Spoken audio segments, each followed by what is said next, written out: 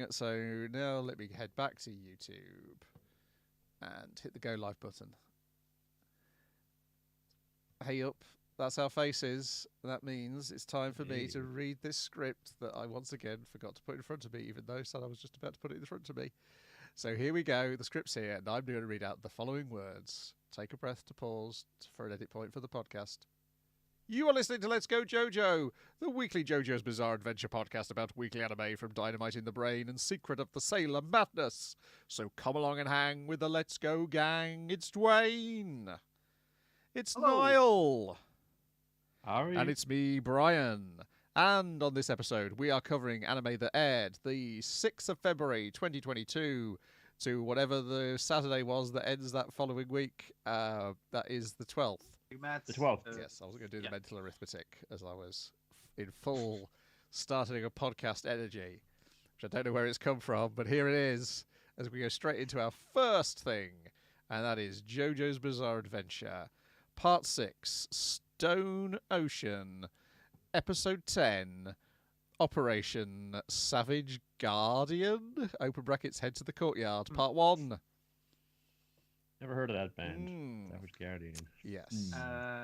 Well, I mean, like, I think they did one of the JoJo's endings. They did. Savage Guardian. Yeah, they did. Yes. Part 4. Yeah, like, you know the way last week was like a fucking banger. I mean, like, we're pretending we're watching them week to week, but let's just keep pretending.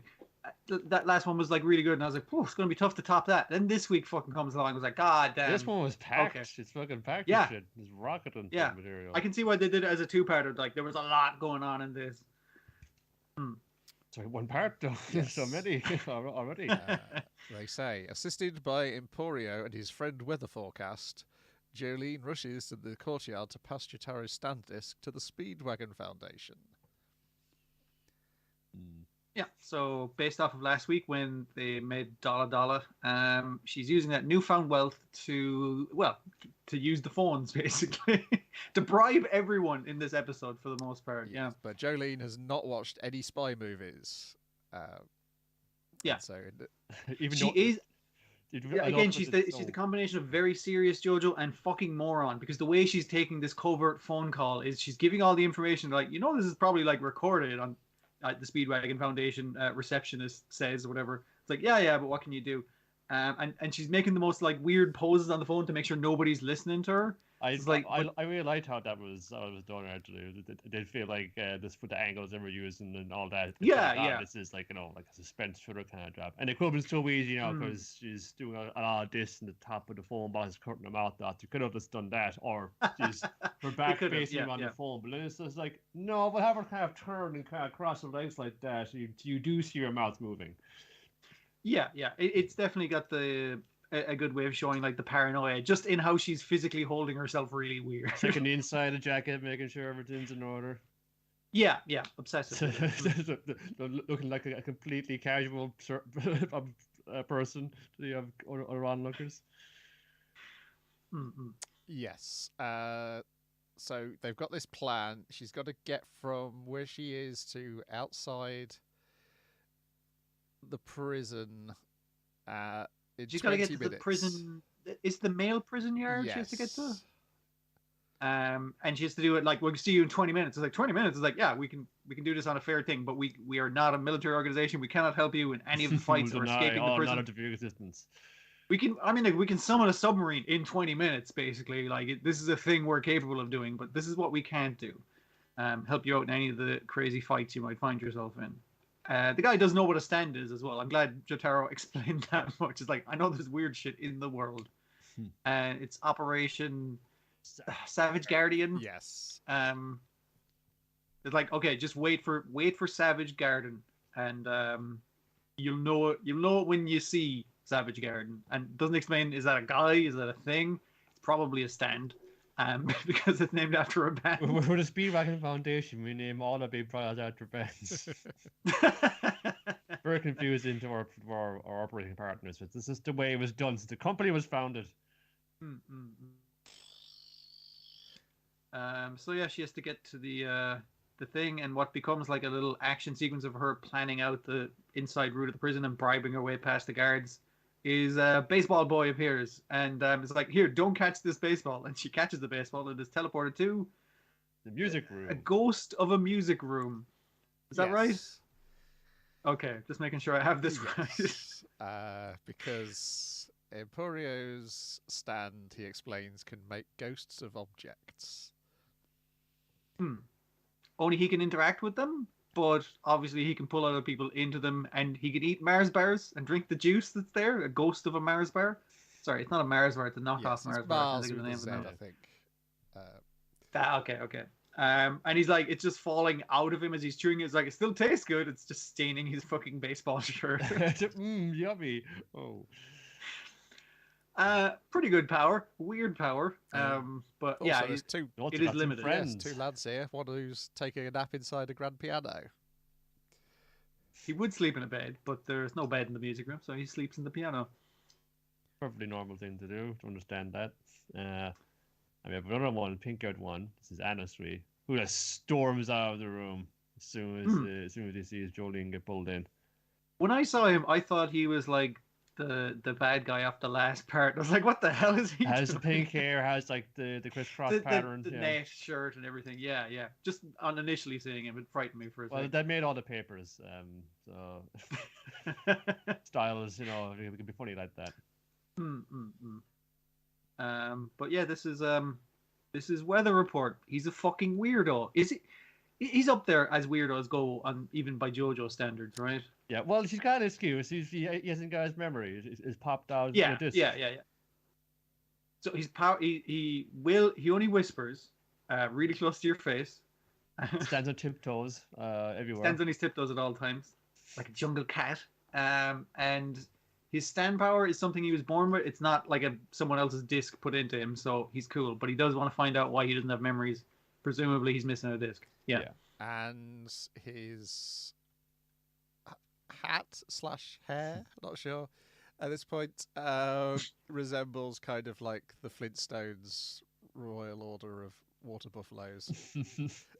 I was thinking like man from Jamiroquai, for sure. Yeah. It's definitely one of those. There is a peacocking. There is things, a quite popular JoJo's Mad video from probably over a decade ago now, which is a Jamiroquai video, but with Weather Report and other JoJo's characters rotoscoped over the top of it. Well, it's coming back. It is. I'll finally be able to put it in Madstravaganza and people will know what it is. Not that stopped me from putting it in before, but... Not that it would stop you from putting anything into Madstravaganza, that's the point. Wake up, people. It's out there. This is real. Yes, so Emporio's going to get him to help her get to the courtyard,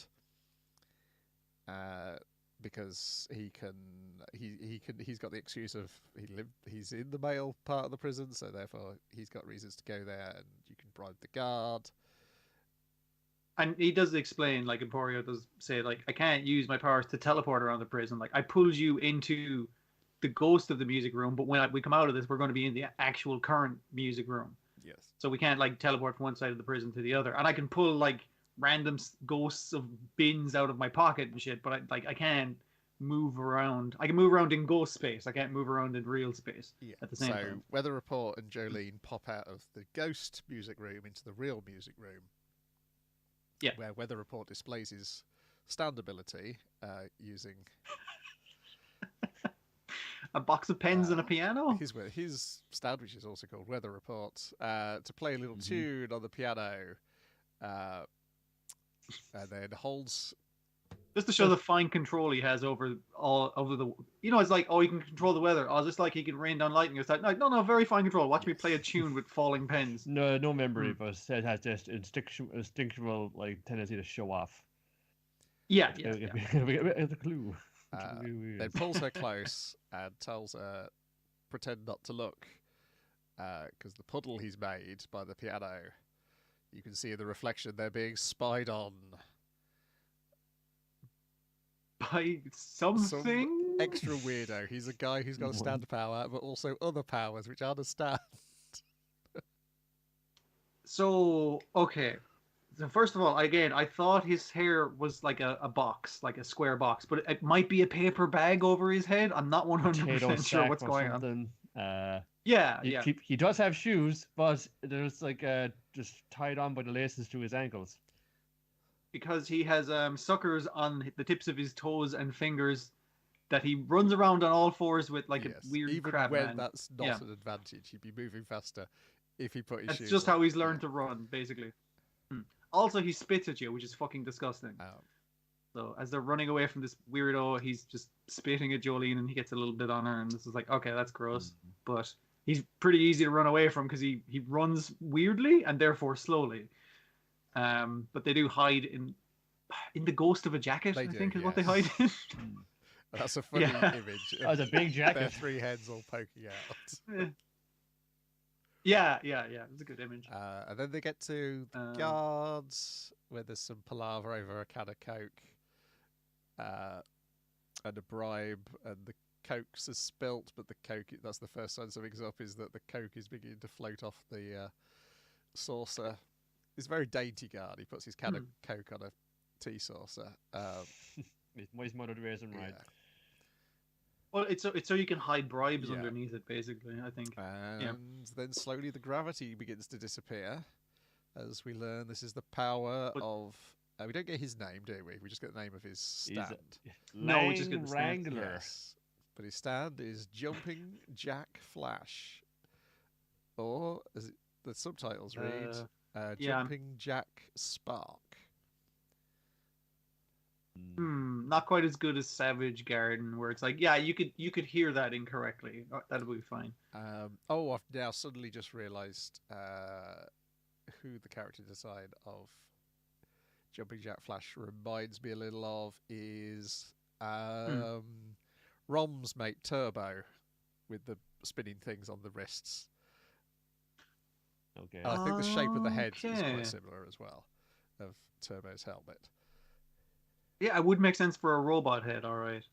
Himself and his stand have the same head, nearly. Yeah. Well, if our stands a little bit like their owners, team up working on the leads. It's kind of funny.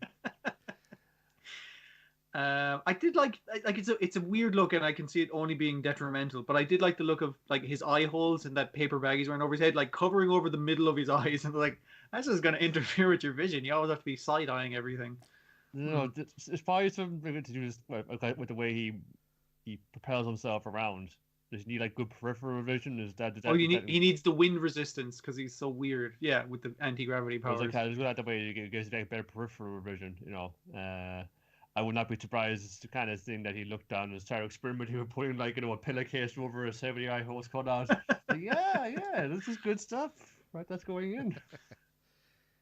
But Jolene finds she can't lay a punch on this guy or like do anything. Everything she seems to have touched has zero gravity, the same as her, including that disc, which obviously he's trying to grab and initially smash, but it's like, it's just like rubber. I can't smash it. Okay, I guess I'll just steal it.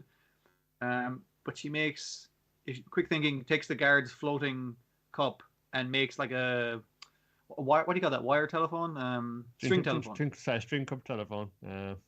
Yeah, to try and get weather report back, and it's like, there's no way he heard me. I just randomly threw it down a corridor when he got ahead of me. He's probably not going to get it. No, he's right there, saving the day. And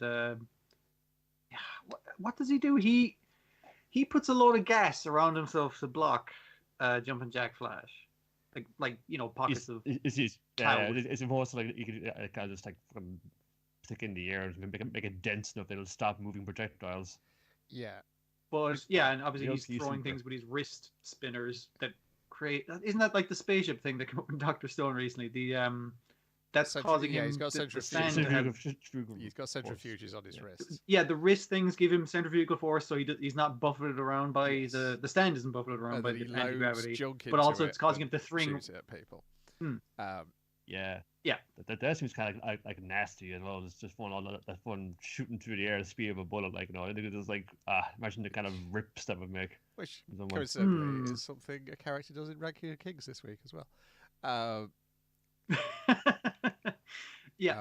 But yes, he JoJo's blocks influence it is and fire. then seems to use the friction of the centrifuge itself to set Lang on fire. And when the fire spreads quicker because the anti-gravity's on, so he switches the anti-gravity off. Yeah. It's on him. That's why he's using the sucker fingers. So he has to turn it off for himself, making him fall to the floor. And the box falls on Weather Report's head. Yeah. So after the alarms at this stage, so they won't be able to get out of this block, but they're bringing the shutters down. And dang, he's getting away. We're in zero gravity. What are we going to do? No problem. I'm going to hold you. Julie, I'm going to be close. I whisper here. I was going to talk about this. And he just puts the air right behind him. Because this is why he's been training for up on the tiptoes. He's on his mark. Yeah, it's because everything Jolene touches is losing its gravity. So he's like, if I grab hold of you, I'll lose my gravity, and then I can move incredibly fast using this wind power. Yeah. He can throw himself like he maybe he was kind of thinking this was like Storm in the X-Men. I guess she has to wear a cape to blow herself around. It's like, well, if I'm in 0G, baby, I just need little gusts of wind on my feet. I'm good. And then they fly through the last gate as it's closing, and then they go flying because Jolene's coat got caught in the door. And because they're expecting you to watch the very next episode because it's playing on Netflix, that's the end of the episode. Yeah, it's still exciting. I'm still fine with that I think writing for this medium means you don't have to think of cliffhangers quite as much. You don't have to necessarily position it to have a natural cliffhanger because you're like, well, people are just going to watch the next episode now, aren't they? But not us. We'll wait a week. Yeah. I mean, like we made that mistake with Lupin last week, and I regret it because we don't have a Lupin this week. It's like, I don't get it. Yeah, too greedy. Yeah. There's nice looking little bits of this where driving that performance on weather report and you all the cloud effects and all the liquid effects we want to do. There's some nice CG as well with the pens and with what the stand user with the bag in his head, angular. Throwing himself around. It's like if that was the kind of CG model, that kind of like adds to the creepiness of it. It's just like this weird fucking it's weird gangly man like throwing himself around like a corridor in 0G. Like it works quite well for it. It's a good use of CG and good sound design in this one as well. There's some really fun sound effects of ghost rooms and the noise that his wrists make and that kind of thing. I was really enjoying the amount of weird noises, as including the weird things that were happening on screen. Really cool. Like Emporio's standability as well. There's a guy really getting like pulled in, like when made out of plasticine, getting pulled into like the crack in the wall to get into the places. And him like kind of coming out in 2 dimensions from a crack in the wall as well. I was just like, that's a nice visual. Yeah, it did feel like it's like fun, this is a fun gory suspense horror thriller in a prison, but we get this like one like Looney Tunes Bugs physics, Bunny, Looney Tunes kind of physics, yeah. Never forget it's definitely one of the better looking episodes. Yeah, just the sheer amount of weird effects really help it out there, I think. Directed and storyboarded by Tatsuma Mikawa. Who I think the last one they did was Hermes Stickers. All right. I think I was noticing in this episode, it was in the last ones as well. A bunch of times, specifically, I noticed that where they're referring to Weather Report, they leave out the he in the subtitles. The subtitles are really fucking sloppy in this show, weirdly enough. Like they just drop a word and you're reading it so quick, like you don't catch it, or often you don't catch it initially. I see. But really weird one. Right. Then next up on the list, what is it? Let me check. It is Life with an Ordinary Guy Who Reincarnated into a Total Fantasy Knockout. Episode 5.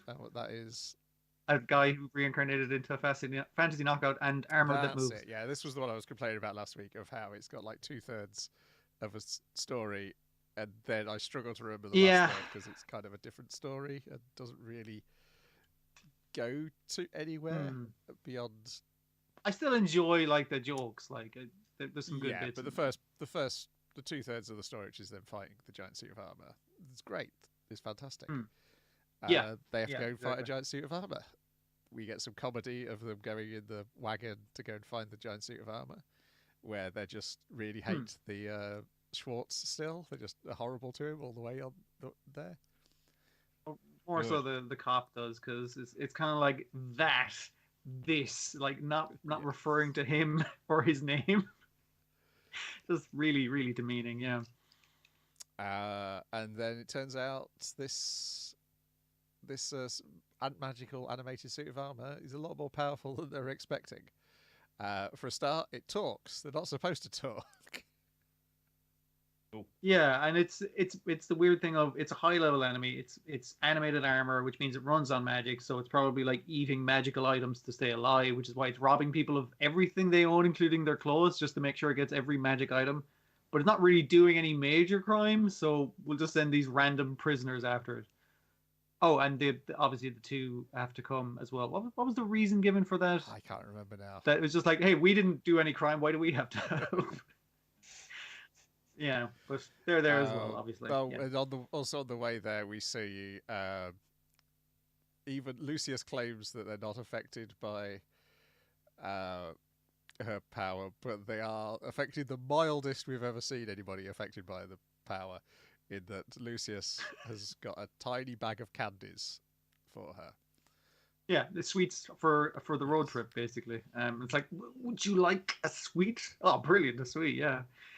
Yeah, it's a funny bit. I guess it probably affects even like asexual people and stuff. It's like, it's not that you want to marry Audrey. I still don't know if I'm supposed to call her Audrey or what I'm supposed to call her. But that's still the name. But they are she's still going calling by. her Audrey because they haven't revealed their real name yet. Yeah.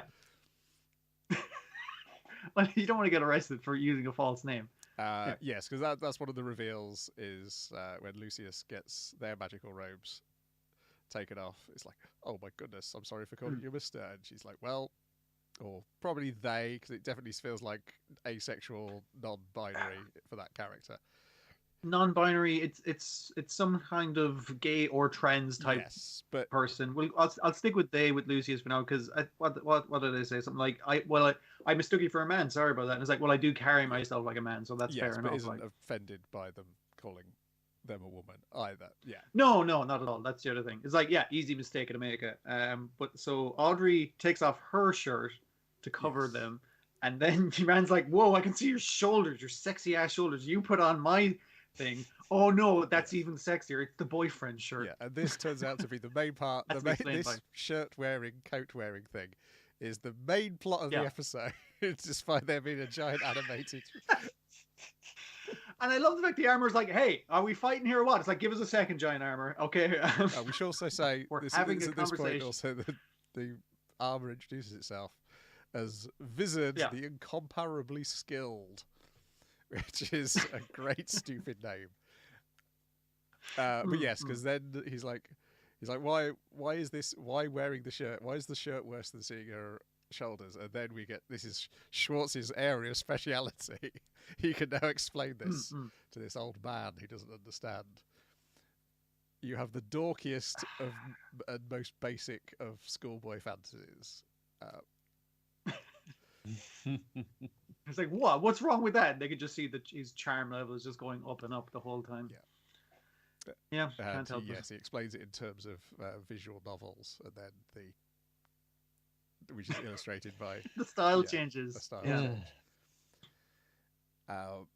Meanwhile, the suit of armor is trying to have a fight, but gets defeated for interrupting this argument about how sexy you should find somebody wearing a big shirt. And then it turns out, I think my favorite bit was with the armor like shoots like one of those kind of like, I mean, do a slam attack and it comes towards you. Your man just slaps it away. It's like we're having a discussion right now. At one point as well. And his clothes, he's the first one who gets declothed. I think. And it turns out, also they say don't use your sword right now because you'll deforest the entire area and there might be someone picking mushrooms or something. You don't fucking know. Like ecological damage and possibly killing someone. So yeah, fair enough to stop. You're risk such another quest. The insurance wouldn't cover it. And it turns out there is a delinquent child inside the armor. Who is also a demon. That's how she fit because she's very small. Is it just demons in this one? Instead of horns, they have like long strands of hair that kind of end in different colors. Yes, I think so, different dyed hair or something like that. Shows up later. Yeah, that's the same thing. So they leave a visit with Lucius to interrogate her, and then we just hear screams happening from behind the wall. I mean, we do see an array of torture devices on the table as well. And the way that Lucius has Visit tied up is a little suspicious too. What's the other demon? Does the other demon have a name? The one wearing the blindfold? I feel like Vizard does say her name, but I can't because this was the point at which I kind of checked out a bit because it was. I was like, oh, the story's ended. They dealt with the armor. And now we've got to go and do some other stuff. It's kind of like set up for other stuff, but yeah. Oh, yeah. Yeah, it would be better at the start and early. And the stuff about Schwartz. Oh, yeah. Audrey explained, it's like, no, you can look at your stat sheet. And he's like covering his name. Because it's presumably his real name or very dumb. I assume it's his real name. Because he's a little annoyed that he's not like 70th level. Like he's level 20 or 30. He's doing okay. He's a senior in high school. But then Tachibana. Yeah, so they are old men to him. But they point out, look at all these skills you've got. You might not be a high level, but you've got loads and loads of skills, which he doesn't know what they do. Like he does know that he plays a lot of ping pong, and he's like a higher skill level of ping pong. But he's just going through his menu, and he randomly presses a button and opens a demonic portal in the sky. End of episode. There's some good bits there, but yeah, like you say, the latter half of it. Yeah, it's just the pacing. I think is a little off, possibly because they're going so fast through the comic. I don't know, or maybe just been spoilt with A Vampire Dies in No Time. That had very good timing, though. I think that might just be it. Coming off a season of watching that, which, just impeccable usage of its time. Then a thing I forgot to watch this week. It's I'm KODAMA KAWASHIRI, episode 5. Let's see if I can watch it while you're discussing it. It's not that it'll take. You can probably watch it quicker than we can discuss it. Not ever take long. Just go up for some greasy food down to the local Chinese restaurant. It's like when you see a piece of shit chipper or a restaurant. It's like, this is a shitty Chinese restaurant. Look, the fucking display food is yellowing and it's like really old, and they obviously don't clean the place. And it's like you go inside, oh, it's nasty. They got an old fucking tube TV in the fucking corner. It's like, oh, you know this place is good because look how shit it is. It must be good. How else is it staying open? I mean, fucking all the mangas, there are copies of Gogor 13 and Kochikama. It's like, well, this is a place for fucking broken. It's good shit. This is where broken down old 20 or 29-year-old bastards go to get like their greasy fried up food. But saying, oh, if I want a ramen, please, man. It's like, here you go. This one crotchety old dude. Looks great. Yeah. It's like, oh yes, I'll savor this. Let's have a fry enough one. You guys gotta go with your hunches. Read all the signs, and then it's later on. That wasn't that great. It was just okay. It was pretty. That wasn't good. No. Sometimes they said you gotta obey the signs, but maybe obey them for what they are and see. It was like, yeah. I do wonder. I am like how do places like this still operate? They obviously do enough to keep going. Yeah, they don't spend it on the cleaning budget, I think, is mostly how they're saving a bunch. I'm glad I'm past the point in my life where I would randomly look at chippers and go like, oh, this place looks greasy and nasty. I'm fucking going here. You see, this is because I've got a degree in food science. That never happens to me. I'm always like, that place looks filthy. I'm not going in. Do you know what nuggets can do to a human skull? it's generally like what I do mark as a sign of quality is if by passing by it and there's a slight breeze, I can smell the fucking grease. I'm just like, that's the good smell. That's the food smell. The food that is bad for me smell. Yes. Yeah. Oh, you mean the MSG, which is but that's not necessarily bad for you. But it is the allure of the amount of fat it's attached to. Basically, is gonna make me bad. Floating in there like I don't know, fucking Peppa the Pew, like going ooh. Again, I'm in a unique point of having not had to, but was offered and took the opportunity of eating raw MSG at university, and that kind of ruined Chinese restaurants for a few years. I mean, like, salt is nice, dude, but if you eat a handful of it, you're not gonna like salt. Look, we had to learn about umami the hard way. By like just eating fucking bucketfuls of mushrooms, or you know what I'm at before? This might catch you with your mammy going, make you eat the whole tub. Now finish it. I mean, I don't like this anymore. I mean, we should have learned after being tricked into eating natto the first week at university by one of our lecturers. We're going to have a seminar on fermented foods from around the world. The Mashy Man came too late for you. Yes, quite. Though it is a show I kind of related to. I was a little disappointed when I saw there's what's it called? Quality Insurance in Another World manga. Because I saw that because I was looking up. Because I saw the new trailer for Your Boy Kong Ming today, and I see that comic is out as well. At the same time, they released Quality Assurance in Another World, where I was like, that seems something I'd be interested in. I've done Quality Assurance a lot. And then I got to the end of the first chapter, which is on the KODAMA site, and I was like, oh, okay, no, not for me. For a moment there, I thought it was a fantasy guy trying to lay out a HACCP plan, in which case I was fully on board, but it turns out it's another isekai. They tricked me into reading another isekai. I mean, there's nothing wrong with a good isekai. That's true, right? But it's video game quality assurance. It's not like House Hunting, where House Hunting is much more fun because it's applying a real life thing to a fantasy world, and I assume that the restaurant one works as well, because that's the opposite way, isn't it? So that's fantasy people coming to our world to stop at the restaurant. Yeah, they've got like my partner got the current Pokemon there, and you're isekai'd in it. Basically, you're a guy from, I presume, Pokemon World who's been sent back to the past of Pokemon World, and I was like, it's already a fantasy world. You don't need to do that. The premise is send a child out to fight monsters. It's fine. But now you go back in time, and there's like all those fossil Pokemon. It will be a live Pokemon. You can just catch all that. we got a fossil record of Pokemon. You know, it goes back millions of years. Gotta seize that. Then we got Ninjala, episode 5 even. I'm looking at last week's list. This was the Emma episode. What was it called again? Ninja Dancer That Emma. would be it. I could have just described her and it would give me the title. As Ninja Dancer Emma is approached by, I guess, ninja teacher Warren.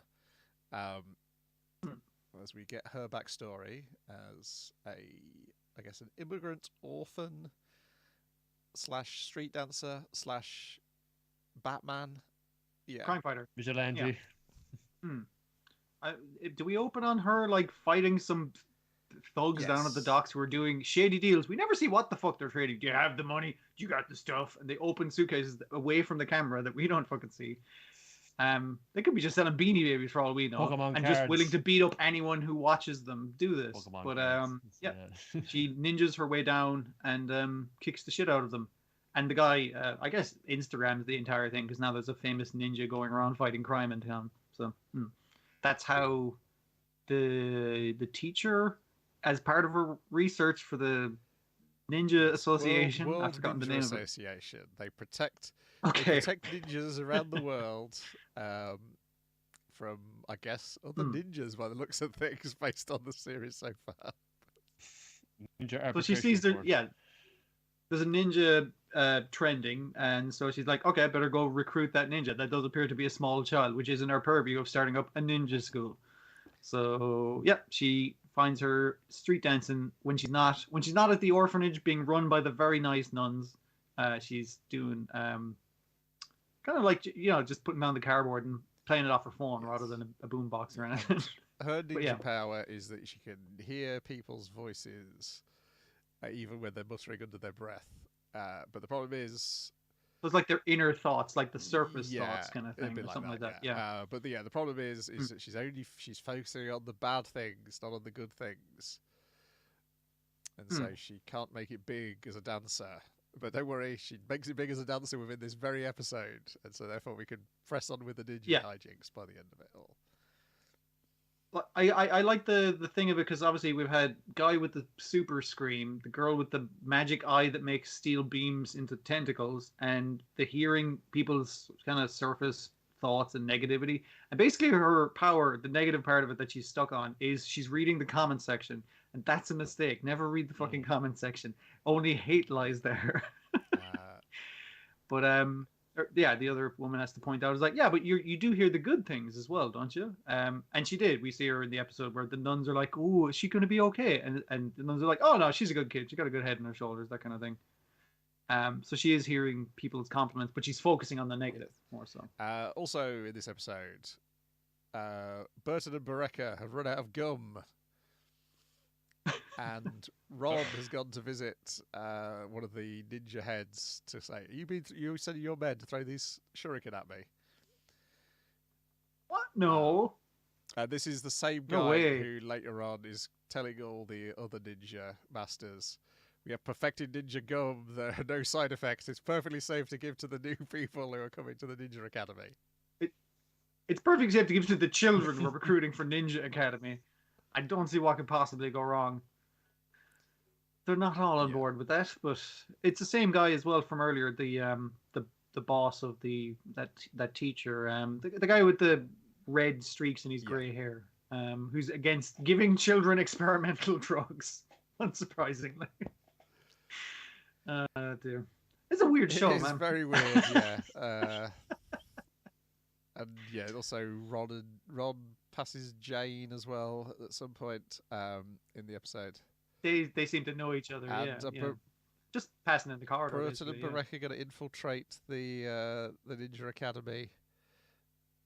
Well, we're kids, so we'll just pretend to be kids at Ninja Academy. And all the other ninja kids we've met are also going to Ninja Academy. So next week, the series can properly start. Well, except Jane and Ron haven't been turned into children yet, so I guess that's still going to happen as well. I've only watched one of the other animated episodes that they put up on the channel of I've forgotten the girl from last week with the magic eye. Lucy. It's basically Lucy. It's her episode again, but in English, and the animated style is different. And I was like, wait, I think what? there's CG versions as well. It's very strange. I think you can get all these stories. Is there CG versions? Why are they making so many versions of the same story? Like, we need to reboot this as we're doing it. Gotta cover all the bases. Yeah. I think maybe some of them are in the games, some of them were for YouTube. This one's for TV, but they're sticking it on YouTube as well. It's limited for YouTube. Yeah. Okay. So I think that's it. I think you just keep on making sure the next bunch of 8-year-olds know there's this game Ninjala they can play. And so, crack on, kids. Got to keep it rolling like Games Workshop. Got to keep on bringing in a new bunch of customers. But there was definitely points where I was like, oh, I wish they had a little bit more oomph to the dancing. It's like, and now the big dance. Yeah. Here's a couple of moves. Are we good? We good? Here's the prize. So there you go. Pat on your head on your way. But I'm still enjoying it. That's for sure. Because it is, as you say, it is a weird show. It's a weird show where half the children are going to be adults turned into children. Well, children can't relate to adults, and they're also other children. So this is the way we make them try and see eye to eye. A happy middle ground. These are adults you can trust because they were turned into children, just like you. Yeah. Or, haha, look at those adults turned into children. Now, see how they like it, living the hardships. Having to go to school. And having to hit each other with Nerf baseball bats, which seems to be what's happening next week. Like Emma like has her whole arc this entire fucking episode and goes from like an unknown street dancer to winning the big game to being convinced that, hey, actually I was supporting you all along, but also I would like you to come to ninja school. Ninja school, rad as shit. I'm gonna say goodbye to the nuns and the other orphans. It's just like lots going on in this episode. I've conquered the world of dancing. I must now move on to a greater challenge. Being a ninja. Yeah, I did like that one shot at the dance contest, which is just like all your friends are here. There's like cuts to loads of orphans cheering her on. So like most of the crowd were orphans. Then we've got Ranking of Kings, episode 17, The Curse of Immortality. I think once again we open with another tragic flashback. I'm kind of glad this was told in images because it's very horrific. It is. Yeah, this does a lot. Yes, so their dad was... Is he called Pluto? No, Saturn.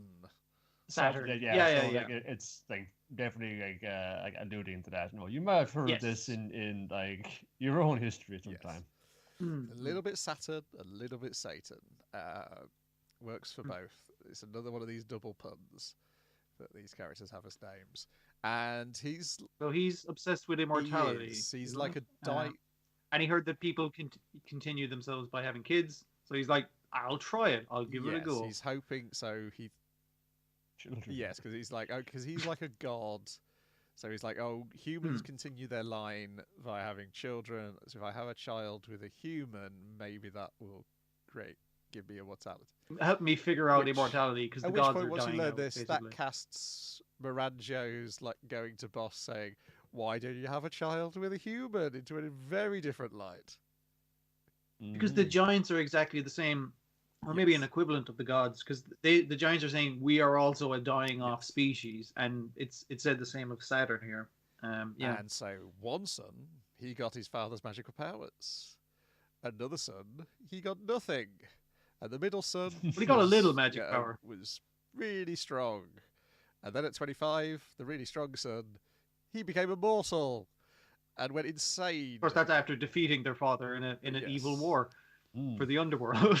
It's like, whoops. Puberty counted him very, very right. Yes. So Oaken became immortal at the age of 25, and then I guess this is where it's told in pictures, slowly lost his mind till his brothers had to put him down and put him in prison. Again, this is the placement of this is fine because again, like they showed putting Gigan in the last episode. Sometimes people are put in prison not because they're actually bad, but because it makes sense in context. It's like, we really don't want to. And in this case, they didn't want to put their brother away, but he had gone mad from being immortal and being a disconnect from anything human, basically. Yeah. And as you go, the only hint of Miranjo is that the thing against Miranjo is it the freeing of him is the thing that he's got against Miranjo, or is there going to be something else? Because Miranjo does not seem to be involved in this flashback until the very last bit. But she is aware of him. I mean, like maybe she just keeps tabs on who the worst prisoners are in hell, basically. Then we're back to the present day, and Oaken escaping, and he uses a very child playground thing of going like, blah, you're frozen. And they're like, shit, he got us with the frozen hand thing. Now he can easily walk over and kill us after he's reformed his sword from his own blood. Oh, he's just running away. I guess that works out for us, kind of. Then Boji and Kage run across Appius. I think it's before that they actually run across him running into the castle, but he kind of looks at them and just keeps running, and then he's like, "Okay, where's that guy going?" Is that after that? Or that's more to go quote. That's after. Appius first, and he's just Yeah, you're right. Like, okay, is he going to try and face him down before? And say, no, he's just going to fucking buckle well, like a initially belt like he always does. he tries to face him down, and then he realizes, oh wait, Boji's really strong now. Can't feel fun here. This one, like his actual what my actual stature might be, warranty curse is looming over him. Yeah. But he is also like brought to tears that Boji has a friend, as many people are. Nice. It turns from a weirdly, I'm gonna get that baby, and it's just like, oh wait, no, he's actually really powerful, and he has a friend. Oh, that's nice. I'm happy for him. Now, while they walk away, I'm gonna cough up blood from unknown anime disease. Rescued by Miranjo ensorceling a rat and luring Hilling and the gang to his body. Yes. I like the fact that we gotta hide in this shed. Wait, there's a rat here, and it's saying, "Come on, follow me," with its hands or paws. And they're like, "I guess we better follow this rat." And it's just like, the logic of them is wonderful. That they will just go like, a magical rat. We should probably see where this is going. Suspicious. As a plot line. Then we get the horrifying nature of what the gate to the Underworld was. Fucking hell! Yeah, it's one of one of Kage's people stretched out over a load of wooden beams. The thing that did occur to me as well is like, what if that was Kage's mom? Because we did see that body was brought back. Well, they had like loads of them like under pikes just festooned with it. Yeah. Like, I mean, like it is an entirely two-dimensional cursed person, but to have it like skinned and just put over like a wooden frame to be a door to hell, and even your man kind of going is like, geez, I feel really bad for these guys, but we do need to burn this the fuck down because this is horrifying, and a gate to hell. Yeah. So Yeah. I mean, it's a bad time for it because the whole time I think maybe you were watching it was like, no, they need the gate to hell so they can get the guy who can throw lightning here because we need to get that one guy. Oh, never mind, they already burned it down. Never mind. Well, remember, you can throw lightning from the Underworld and still hit his brother. That's true as well. Already. Yeah. It just needs his brother, his other brother, to be there to tell him where to aim. Yeah. Then the Bandit King makes a very foolish mistake and starts getting cocky around Miranjo. And like saying, what if I killed you? What would you do then? Well, he's about to find out what she'd do then as a ensorcelled Oaken shows up. And then the Bandit King's like to, that is called Black and Red? Red's already dead. Brunette. Yeah. He's brunette. Yeah. You fight him first. Kind of just shoves him in the way of Oaken's sword. This is all basically. happening as Boji and Kage turn the corner, and Kage's like, "Oh no, hang on, Boji. Let's see how this plays out." Hang back. Let's see how this plays out. This is some fucking weird shit. It's like, wait, are they fighting each other now? Okay, this is where maybe we should intervene. So then the Bandit King runs off, and then we get a great bit of animation that you've got a bit of background painting, which looks like it's just a background painting, yes. And then he leaps on the tree, and the painted tree bends. And it springs him onto the battlement. So nice. I was like, excellent. That's there's lots of like a few extra measures happening in this one. It is very good with the animated flourishes. With like the Bandit King's facial reactions to the various perils he finds himself in this episode. Can't double cross his way out of everything. Well, he can because he pleads for mercy to Boji and then tries to poison him. And Boji's like, "What's all this dust going on me?" I was like, yes, that's right. That whole thing. You can't poison him. At this point, Kage is having a conversation with Miranjo. He doesn't know it's Miranjo yet, but it is kind of like, "Oh, we're here to rescue you." Talking mirror. All right, fair enough. I'll explain what's going on. And Miranjo helpfully explains, it's like, yeah, giants are immune to poison damage. It's like, oh, that's right, because Boji did try to poison us with a meal. You get to see all those faces again as the contorted. Which I'm not going to complain about. So yeah, he's good against this Bandit King's one fucking secret attack. Do a misspotting them.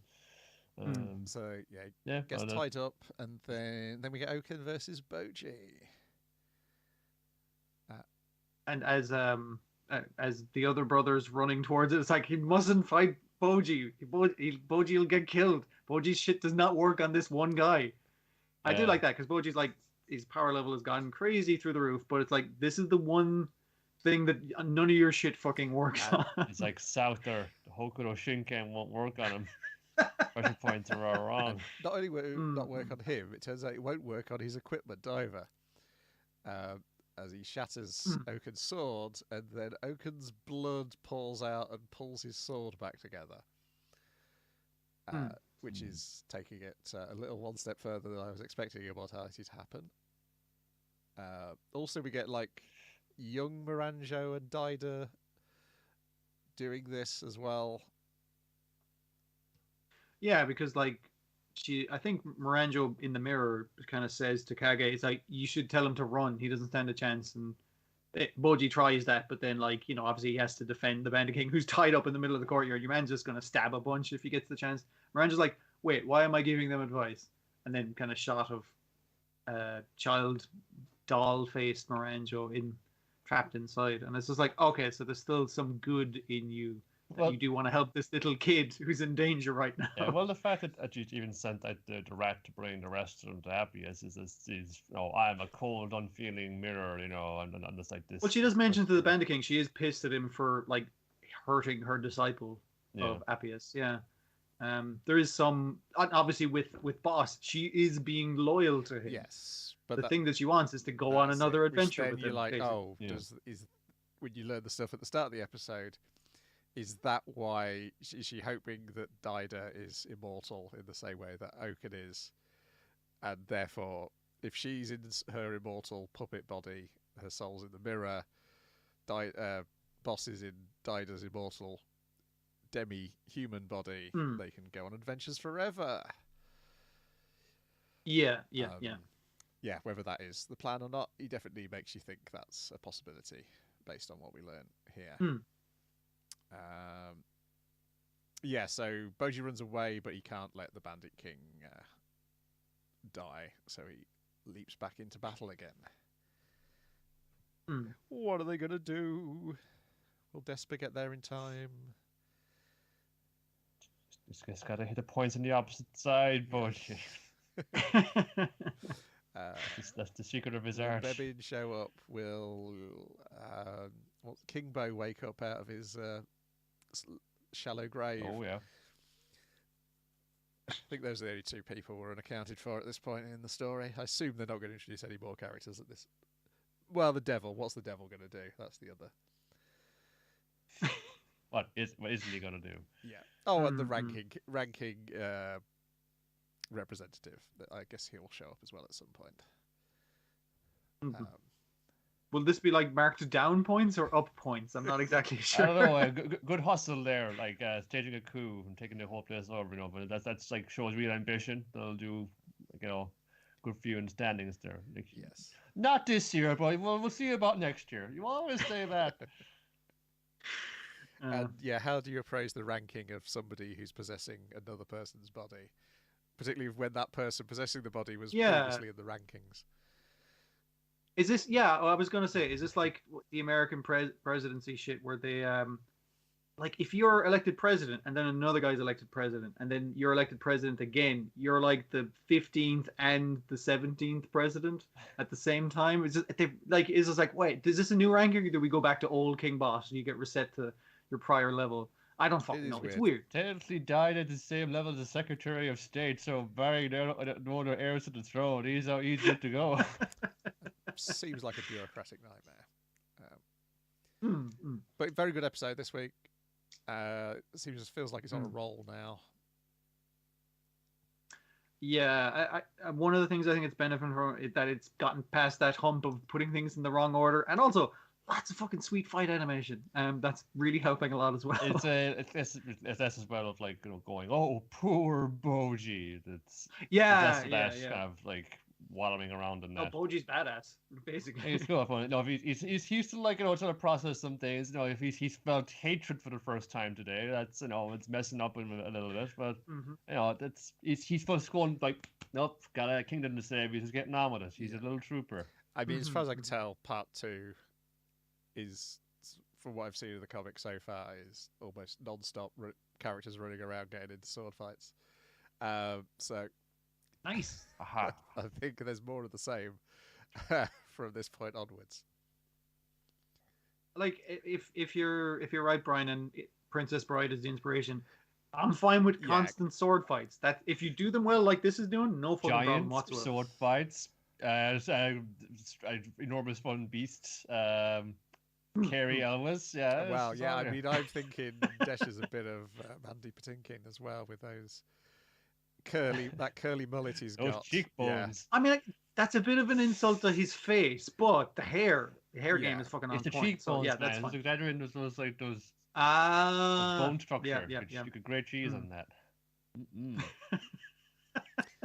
Then we've got the Dragon Quest, The Adventure of Dai, episode 68. No, 69 even. The Clash of Love. It's perfect. 69, love. It's It's almost just before Valentine's Day as well. Yes. Yes. Perfectly timed. Yeah. Oh. Yeah. If you love something that much, you just gotta set it free, Albanese, you know. Or if you love something that much, you've got to explode your boob armor in a last desperate attempt to defeat your enemy. Yeah. Forget to see what's under the cloak. What's under the cloak? It's just like fucking cool ass armored one. It's felt like very Saint Seiya. If it's gone past Saint Seiya, these are just Transformers now, or that one thing with like it was a board game with the shogi pieces and they turn into robots. It's gone a little bit that direction.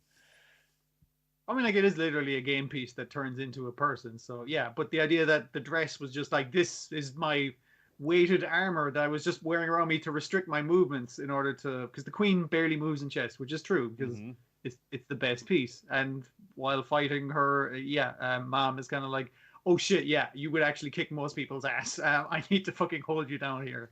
That's very important. But before we get to that, she's like, could it possibly be, Arbanest, that you're in love with Hadlar? No.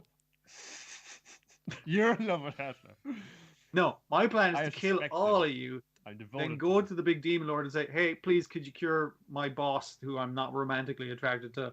And that's my plan. It's a really good plan, actually. So, I'm a chess piece. There. What could I possibly know of love? I am an instrument of war. I am only meant for fighting. Yeah, that kind of. Like, fair enough. Yeah, Mom. She's paralyzed with fear because she can't.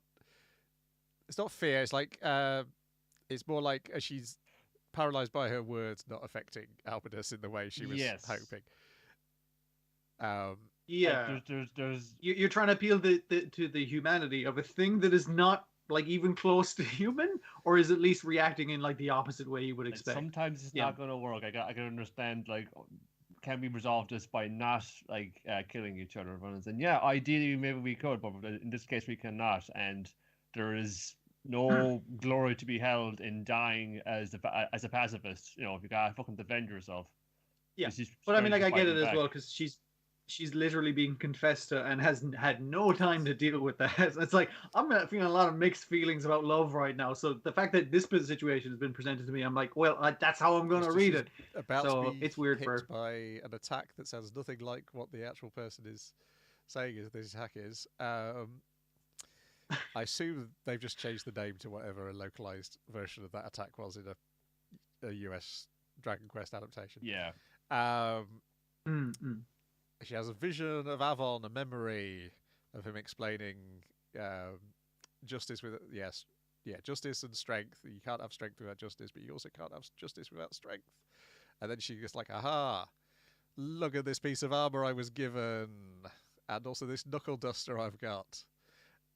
That was the fact that the entire left side gets armored. It's like, oh, you put it on your non-dominant hand because it defends you, and also it's just a holder for this knuckle duster. Is most of it? That's so good. It's this kind of cool magical armor. It's like, oh, that is really cool. And then there's this like this fun big chunky fucking knuckle duster just to set off on. It's just so like cumbersome and crude in comparison to everything else. But yeah, and it's and it's a pearl kind of pinkish silver armor, and then you got this kind of like just copper fucking heavy knuckle duster, twirls it on the finger, just fucking go for it. With Lundberg's insignia on the front, so you know who made the thing you're getting punched with.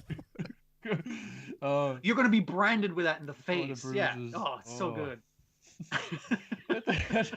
Outside the pub. Come on. Yeah. So she gets one hit in, and she's able to take some of the Orichalcum off. But oh no, Albinus is like, well, magic's not going to work, because the other thing the armor does, it makes you immune to magic, which seems pretty powerful, which is maybe why she's broken the armor a little bit by the end of this part of the story, is to make it not quite so overpowerful towards the rest of it. Well, it's the same as Hyunkel's armor, isn't it? That's anti-magic like armor. I suppose any of those like dark armor weapons are going to do that. Yeah. So she's going to have to use a different attack that she can have a flashback to the master teaching her. Frankie Invincible. That's what you got to do. Yes, the old the forbidden technique. Only be used in dire emergencies.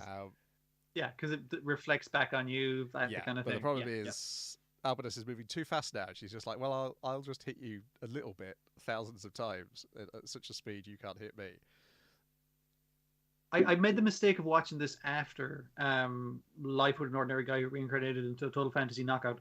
And I was sad that it didn't do the sound effect in this that it did in that, where your man's like shoot, like teleporting around, like it moves in the earphones, because I was watching it with headphones. I was like, oh, that's fucking rad. And it didn't do it in this, and I was like, fucking, that's a really good effect. I kind of wish everything that does that manga effect like does it in this. What we get instead is Frankie Invincible mode. Yeah. If you lie down on your back, they can only come at you from one angle. Like that angle. And then instead of hitting Albinus, she smashes her breastplate, and it fires up into the sky, shattering various parts of Albinus, because she's moving so fast. It hits it with an even faster speed than the impact did. Mm-hmm. So hold on, she Frankie Invincibles, and then like does the silver cherry thing of breaking off your own armor, but then throws the own armor off that. Is there someone else who throws their armor at you? That's got to be another thing. And then she stands up and whacks her with her ultimate attack. And, now that you've weakened her by shattering every limb in her body, by punching a massive hole in her chest. You got to get the core.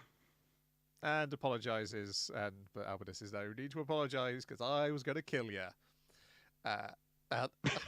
No, it's fair cop. Kill your mates as well. You got me good. For love, right? No. For different thing.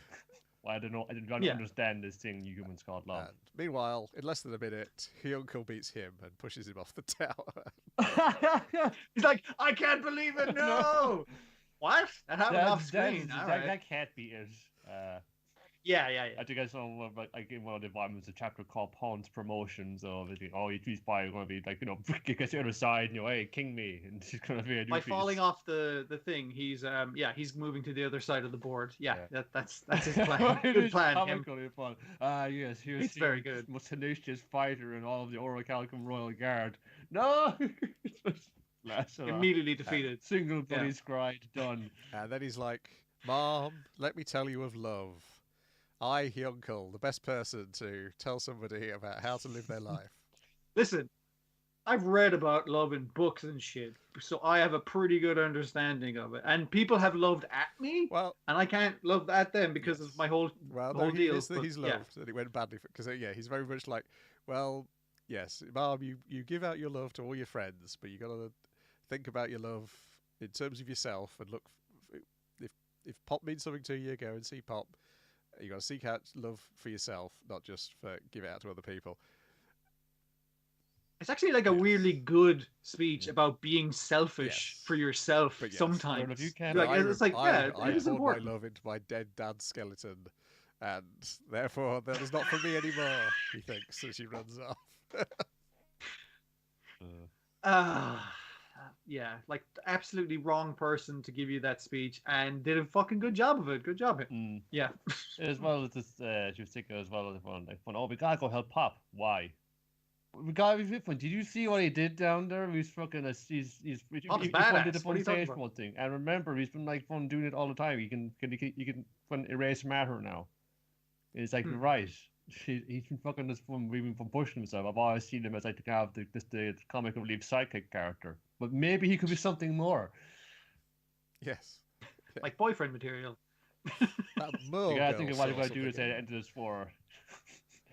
Do you someone to go back home? You know, we're going to go back to the farm, raise a couple of wizards. Well, they could inherit the store. Hang on a second. Are they going to inherit his dad's store at the end and make it a mom and pop store? Oh my God, you're right. I've been staring you in the face. Jesus. Like, I know, but I hadn't connected it to the dad's store. I didn't think of the shop end of it. Yeah, to the dad's shop at the end as being the end point. Yeah. They make magic guns for everybody. Some wood you get up in your face, doesn't push you around. Come to mom and pop's gun shop. We'll kit you out. Then finally, it is My Dress Up Darling, episode 6. For real? For real. Alright, so is this the maximum creepy that it's done so far? It was just sort of like kind of funny before. Is this like she's just got completely just like no inhibitions at all about just like getting down to her bathing suit to get measured, like like and kind of was like, oh, he's nervous about it. I was like, yeah, that's kind of fun. Yeah, like, it managed to turn that around a little. Now we have yes, word has gotten out that on Instagram that this was like a Wakanda Gojo original that you saw there, and now he's already got another client lined up. Who's what's her name? Fucking Juju. Yeah, because she has like her handle that she cosplays on there, and I've forgotten her actual name. But her name it does have one of the syllables repeated of her name as her handle. So Grandpa's like, oh, I'm just heading out to the shops, because I can't be here when you're here with it. Oh wait, no, he is there because that's when he comes back from the hospital. Yeah. He's like, I feel bad, and it's like, but he had like. He's saying to his granddaughter's like, but he had like a pair of knickers on him and shit. And it's like, well, lots of high school boys are into that stuff, Grandpa. You got to get with the times. And it's like, all right, okay. And he kind of comes up and is like, oh, welcome home, Grandpa. He says, holding a full fucking pleated fucking dress and everything. He's like, what the fuck? As like, hello, I'm here as well. It says, a girl. And he's delighted that his kid has a friend. And that he's not some weird kind of pervert. It's like, oh, that was girls' clothes that you were helping her make. Okay, that's fine. So him going over it with the grandpa is he's just like, yeah, but I fucked up the stitching on this. And it's like, I was going to glue that, but I managed to get it down. And the grandpa's like, no, but you did a really good job on the rest of it. Like, grandpa's like talking about the positives. Shop. Yeah, well, I appreciate the crowd to this, yeah. And it kind of slips in where it's like, where he's like, oh, we were just like doing dress stuff, Grandpa. We didn't do anything like salacious or anything. So don't worry about it. And then she's kind of thinking, what if we did something salacious though? Oh my God, I'm in love with this guy. What do I do? So she's freaking out in the background while they're talking shop, and it's very funny. Keep it cool. It's okay. Food is there. Like, no, hey, you want like stay for dinner with them? Was that? Oh yeah, sure. Oh, but it's just food's really good. Like, yeah, you don't have it as at home. Oh, I can cook. And she's basically KODAMA Kawashiri herself. I drink milk every day. Yeah. It's a carton of chocolate milk. It's a carton of chocolate milk every day. Check it out. I learned how to cook wieners and then put them in noodles. Basically, I'm a fucking 4-star Michelin chef at this stage. Bachelor lifestyle. And she very casually talks about it. It's like, yeah, I've had to learn to cook myself since Mom died and Dad had to move for work. So I'm basically living on my own. So I gotta live alone. Yeah, the standard fucking thingies, a bunch of stuff. But they're like, do you want to have dinner here from now on? Because this seems like a very unhealthy lifestyle, and when your metabolism catches back up with you, it's going to completely fuck you up. It's a kind of glance between like Gojo and Granda. It's just like, yeah, come over tomorrow night as well. Yeah, we need to help this poor child. You got to get rid of these leftovers. No, they don't be going to go to waste. And she's like, oh, fucking score. All right, everything's working out for me. So, after the day after, then, like, no, I had a good fun girl sheltering in and out of the rain. Granddad lets her in. Then Gojo comes back and saying, oh, you got a friend there and he's waiting for you. I'm just heading out to the shop and saying, okay, I got a friend. I told them to take a bath because it was just like, it got soaked to the bone. Like, oh, wait. Yeah, sure. I'll see you later. And he's kind of like, but I know that the only friend I have in school said she was going to work, so she's going to be late. So it's not her. So is this some kind of fucking new scam that's going around? I gotta fucking confront this piece of shit. So obviously he confronts a young girl. Whoa! Didn't knock on the bathroom door. He's like, oh, I'm only wearing a towel. Yeah. Oh, Jesus. And then she slips and he gets a knife. It's like, oh, what are you doing in my house? Oh, what are you doing looking at me? Oh, yeah, yes. Yeah, you know this setup. So you know the setup. The payoff is him talking with Grandpa. Is about welcome the dolls are bald. Grandpa. I was like, oh, they add the hair on later. Wow, no wonder it's so silky smooth. And I was just like, oh, gross, fucking show. Don't be like that. Well, you will play with fire. But anyway, I know. I mean, like, it is like it's definitely fucking testing me, but it keeps doing funny things as well. Like, again, the misunderstanding where she's like, "Oh, I'm here to see the dresses you make," and he's like, "Oh, fantastic! I'll take you into the shop. I'll give you the tour like he gives to people, like we've seen him give to people." And she's like, "Wow, these are great. These are really cool dolls. These are just the samples, right? Like, where's the fucking dresses? Though? That's what I'm here for." He's just almost grabbing him by the lapels, going, "Where's the real shit? Stop holding out on me." And basically, she kind of holds that creepy stuff from earlier against him. It was just like, technically, that makes you a pervert, or not a peeping Tom, I think is what she calls him, which is in my house. Fucking house.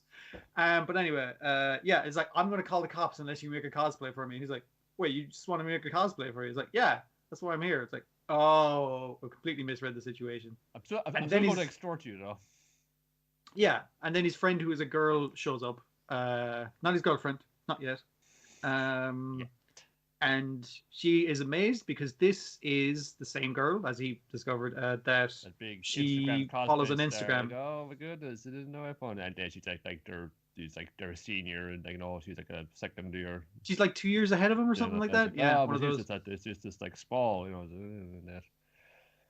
Yeah, but then you get the thing of, like, she's actually kind of a pretentious dick about cosplay, because she assumed that this other girl was like, oh, you don't even know, you just like to dress up pretty and have people fucking fawn over you and shit. It was like, no, they start talking about the character she cosplayed from this specific anime, and it goes into a different style and explains, like, the major plot point that this character changes her magical girl costume that your one wants to cosplay. It's like, oh, it's this whole fucking thing, and then we're going to talk about the interconnected relationship. It's like, okay, so she knows her shit and cosplays. She's actually my favorite kind of cosplay. I apologize profusely for thinking that you were just some kind of weird poser. Poser, yeah, basically. And you're like, what are you even apologizing for? Because all this is in her fucking head as one person's explaining an anime that doesn't fucking exist, but exists in this world, and the other person's like, you know your facts, you know your shit about this anime, which is good. Have you heard of JoJo? No. But show me like a pattern, show me a design, I'll get cracking on it. It's like, oh, fun, good, and then fun, like, he's okay, good going that one, saying, since we had a whole thing about that, just like the version of the character when they had this like whole thing with their sister in the anime. And I've wanted to do that character for a long time. You wanted maybe we could go cosplay together? No. And she's laughing. He's like, you shut me down before I even fucking asked. What the fuck? And then at some point she casually mentions, like, oh, as long as like your girlfriend doesn't mind, like, I think that's fine. I can send you the measurements. We can exchange numbers. And it's like, what do you mean, girlfriend? We're not going out. And your man's like, I'm very embarrassed by this. But your one's like, oh, what if we were though? He is single. You're definitely single. Because yeah, he does state, it's like, no, I'm totally single. I've never even gone out with anyone. And she's like, yes, so I'm in with a chat. Okay. Yeah. Again, the silly misunderstanding parts are very funnily acted and very funnily done, but you gotta put that creep stuff in. It's not a cast appalled over it, and that was like, yeah. Like, it kind of fucking like overshadowed them. What was like a kind of a curious side of it, where, okay, we don't want marriage. She's like, no, barely is in any divisions, and it doesn't get embarrassed about, like, yeah. You expect her to get a little embarrassed about, like, no, she's still a teenage girl. Hey, this boy, like, might just one said, or it could be inferred that he has a thing for me, and one saying, well, and as kind of confident and outgoing as she is, she still gets flustered about this kind of thing. Yeah. And she starts thinking about it, and she sees him in a different light. It's just like, oh yeah, we, like, just talking about the costuming there like that, I just suddenly see it was just like so rugged and chiseled. And it's like, oh my god, I like him. Like I even like her like inner dialogue. I was like, oh my god, do I like this guy? Do I love him? It's just like she's using all these fucking terms. It's like it feels very kiddie and nice and stuff, but then it has to put in the weird, creepy, horny stuff because you got to keep those animators interested in making this show look very good. And this even with marriage is just nice to like have a bit of fun in body language. You know, even just like they have like the she's just like, oh, I'll show you down, like, to the train. It's like, yeah, sure, cool, la la. It's just a lot more just like restrained and awkward than you would normally be. You'd be off and fun, bouncy and ready to go, which is just, it just really did a good job to kind of semi awkward just goodbye at the at the transport. It's like, nothing wrong with the goodbye. A perfectly amicable goodbye, but like her like going like, it's awkward because I feel like I want to go over and smooch his face and that kind of thing. It's well done, but I did make the same mistake as Emma this week, and I looked at the comments, and there was a whole thread of deleted comment. And I was like, oh, the creep showed up for this one. Yeah, great, fantastic. Yeah. Again, it does still look very nice. It does, yeah. Is a pretty face enough to get you by? Yeah. If you're going to be derailed by this, like on the regular, which is bound to happen, when it's going to be like other like cosplay crazies who don't want to get a commission off of this dude. And then, it's going to be a thing like, Maren really likes him, but now these other women are coming by hogging all this time. It's like, yes, we're in firm old kind of rom-com territory. And a bunch of other women are going to show up from the intro, and one of them wants to cosplay, apparently wearing just 2 belts. From the look of the character, it's like fun, like Fifth Element, like that belt dress kind of job, yeah. And like again, it's an excellent looking show. Like it's one of the best looking ones of the season that I'm watching anyway. The jokes are very funny. I feel like the writing's excellent. Like they feel kind of like teenagers, like that. It gets that awkwardness down very well. And the cute stuff is genuinely cute, but it has to be so fucking horny all the time, or at least has to get a few bits of it in there. Yeah, and that can be funny when it's pure riot, but now it's just like going over and it's just this is just like complete. It's voyeuristic. This is a titillation now. It's like okay, yeah. You could say it's on notice. We'll see if it don't be fun like leaning on that material too hard. We'll see if you still have your job in 2 weeks. Jolly good. That's it for this week. There is no loopad. We have to wait till next week for Fakes Attract Lies Part 2. Yeah. Imagine we watched all of JoJo. We would be in the same predicament. We don't have a JoJo week to week. We will be there probably in 2 weeks' time. So. In 2 weeks we'll be there, but I mean, like we can delay it. Delay gratification. It's nice. Yeah, it is. There'll probably be something else showing up at Netflix at that point. Well, that's me go. Let's get Orbital. Yes. That's true. Let's get into Earthrovers and be children again. Righty ho! Thanks for joining us. Thanks for listening. We will be back next Wednesday on the YouTube stream, and back whenever I get the backlog of episodes edited, because I've got to go do them the old-fashioned way due to various cock-ups, technology, and also myself. Someone, after having restarted his computer umpteen times last week, forgot to restart the recording. We do have the YouTube recording, though, and we do have the MP3 Skype recorder recording. So I will have to create something from those raw materials. Otherwise, we'll be back in next week with more Let's Go JoJo. Goodbye. Bye. Bye, folks. Oh, no, that's not the button I want to hit yet. Let's hit the not yet button.